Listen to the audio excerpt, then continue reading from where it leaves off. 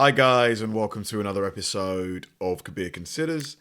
In this video, we're going to react to the top 7 reactions from convicts that were set free. I can't imagine you had spent like years in prison for a crime you know you didn't commit. You have, gone through appeal process after appeal process. Your family, like, they believe you, but everybody else doesn't. You've been fighting for your freedom, and you finally, you get acquitted or, released from prison. Imagine how good that would feel. It would just be overwhelming, overwhelming. This is John Bunn. He spent 27 years wrongfully convicted of murder. 27? Your Honor, and I have always been an innocent man. While living in Brooklyn, New York, Bunn was only 14 years old when he was arrested by NYPD detective Louis Scarcella. Bunn later spent 16 years behind bars and then 11 years out on parole, where he still fought to prove his innocence. Then finally, his conviction was overturned based on the wrongdoing of Detective Scarcella and the fact that there wasn't even probable cause to arrest Bunn in the first place. I want y'all to know that y'all convicted and had a wrong man in prison. And after 27 years of fighting to clear his name, he is finally exonerated. I want to say thank you, Your Honor. Dude, oh my God, that Scarcella guy, man, oh my God. In 27 years, I've been fighting for my life. But before he leaves the courtroom, he has a moment with the judge. I feel so bad for him. I thought he better have been given like a bunch of money. That doesn't give him the time back, but at least the rest of his life, it should be in comfort, because this is unfair. Bunn later filed a lawsuit against the city of New York and Detective Scarcella. Yeah, absolutely. This is David Ranto. He spent 22 years behind bars for a murder he did not commit. In Brooklyn, New York, Ranto was arrested by Detective Louis Scarcella. Yes, Him again? This is another wrongful conviction that's connected to Scarcella. Ranto was put in a police lineup run by Scarcella and was identified as the shooter. But decades later, reportedly, the key witness revealed that the detective had provided him with a description of whom to pick in the lineup. There was no physical evidence linking Ranto to the killing, and the evidence presented to the jury was allegedly fabricated. Ranto was then convicted and sentenced to 37.5 years to life in prison. But after spending over 2 decades in prison, the former witnesses admitted that they were pressured into testifying against Ranto. And now, this is the moment his conviction gets thrown out. Mr. Ranto, to say that I'm sorry for what you have endured would be an understatement and grossly inadequate, but I say it to you anyway. The defendant's motion to vacate the judgment of conviction is granted.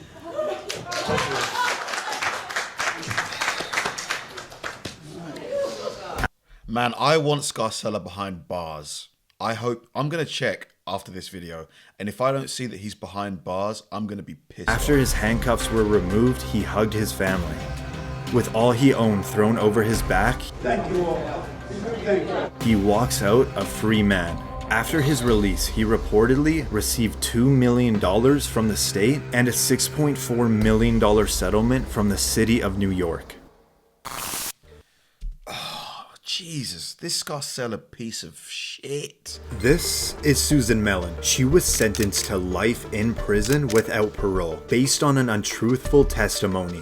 She was 42 years old when she was arrested in Los Angeles, California at a McDonald's while taking her daughter to get a Happy Meal. But that was the last time she would see her child for 7 years, as she was charged for the murder of an ex-boyfriend. You are under arrest now for murder. Please believe me, I wouldn't do that.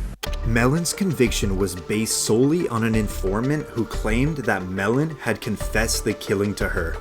She was in prison for a total of 17 years, until the informant was proven to be a pathological liar and an unreliable witness. And Isn't it insane that based on the word of one person, they just put this woman in prison? Like, is that what the justice system is like in America? Now, this is the moment that Melon's case is finally overturned. The judgment is vacated, the conviction is overturned, and as to Miss Melon, the case is dismissed. From tears in one moment to jumping in joy the next. When released, Melon took her daughter to McDonald's to deliver that long-awaited Happy Meal. The state of California awarded Melon $597,000 in compensation. Is that all? And reportedly, the Los Angeles City Council agreed to pay $12 million to Susan Melon. So the testimony of one person can put another person in prison? No way. There's no way, surely. This is Luis Vargas. He was sentenced to 55 years to life for crimes he did not commit. Vargas was 29, living in Los Angeles, California, when he was charged with 3 sexual assaults. Based on the similar descriptions of these crimes, police concluded that it was the same person that committed all 3 attacks. Vargas was later convicted on all counts, and he spent a total of 16 years in prison until the California Innocence Project tested DNA on the remaining physical evidence and clothing from one of the victims, and it was not a match, proving that Vargas did not commit these crimes. He is in fact innocent because the evidence will show that it undermines the prosecution's case. Vargas sat silently when he was exonerated from all crimes. Vargas only had one simple wish from his mother for when he would become a free man. Please buy me a big hamburger and we eat it together. Reportedly, after Vargas was exonerated, he received $886,000 in state compensation. That's nowhere near enough. Not that there's a monetary value that you can exchange for that amount of time, but I'm sorry, that's a joke. This is Daniel Villegas. He spent 18 years in prison for a double homicide he never committed. In El Paso, Texas, Villegas was arrested at 16, where an El Paso detective reportedly threatened him with beatings and the death penalty if he did not confess. What? And the teenage Villegas signed a confession that was prepared by the detectives. He tried to withdraw his confession. Man, this poor guy, look at him. Man, my heart bleeds like watching this. I feel so bad for these people. Just to have that time robbed from them, you know, this is just so messed up. A few hours after, but by then, it was too late. He was charged with 2 counts of capital murder. With the false confession being the only piece of evidence, the jury was unable to agree on a verdict. Villegas had a retrial and the jury returned a guilty verdict, and he was given a life sentence. After spending 18 years in prison, the verdict was thrown out, and Villegas remained out on bond where he got married and started a family. But now, we're in the 3rd trial. If the defendant will please stand. This is the moment that Villegas will find out if he'll go home with his family or be sent back to prison to serve his life sentence. Man, you can just see it in him. This guy, you can see he is just so scared. He is so scared. Man, this is affecting me, man. I can't, this is horrible. The state of Texas versus Daniel Villegas. Verdict form B. We, the jury, find the defendant Daniel Villegas not guilty of...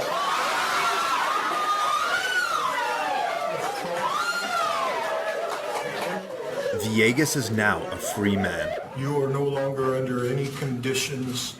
You are free. Oh, free my dad. Did you see that? Reportedly, Villegas has filed a lawsuit against the city of El Paso. This is Ricky Jackson. He spent over 39 years. They need to rethink. It can't be so easy to just put someone in prison. It can't be this easy. This is just, it should be beyond reasonable doubt. In prison for a murder he did not commit.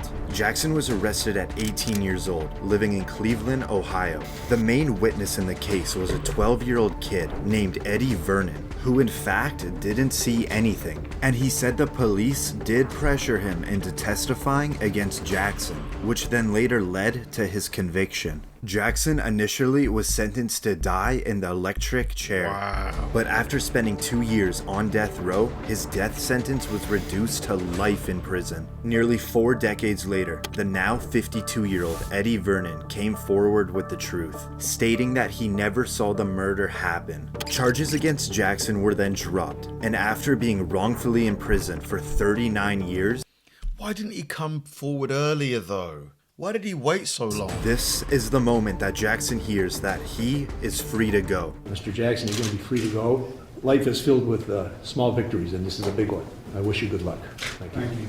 All right. Jackson is now outside for the first time as a free man. Good God.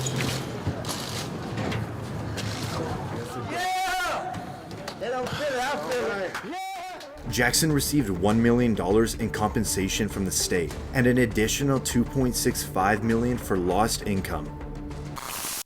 This is Kiren Labado. She served 16 years in prison for a murder she did not commit. At 18 years old, she was charged with the brutal murder of a homeless man in Las Vegas. She was first convicted of first-degree murder, but on a retrial, she was convicted on the lesser charges of voluntary manslaughter and sentenced to 13 to 45 years. And after spending 16 years behind bars, a new hearing was presented with evidence that confirmed the actual day of the victim's death was when Labado was 3 hours away with her family, proving that Labado could not have possibly committed these crimes.